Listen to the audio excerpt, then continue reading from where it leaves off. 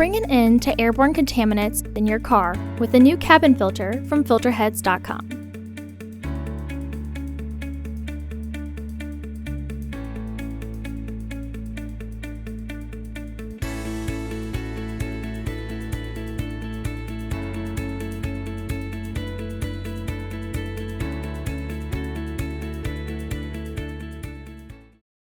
The cabin filter is located on the passenger side of the vehicle, behind the glove box.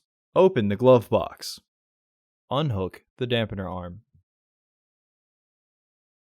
Push in on the sides of the glove box to release the stops and lower the glove box. Unclip both sides of the housing cover to remove it. Remove the old filter from the housing and clean out any debris inside. Insert your new AQ1102C filter into the housing, with its airflow indicating arrow pointing down.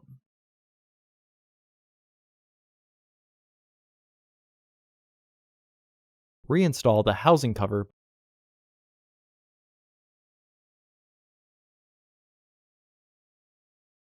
Reinstall the glove box assembly. Hook the dampener arm back onto the glove box. Close the glove box. Visit our website to order your filter to ensure that it fits.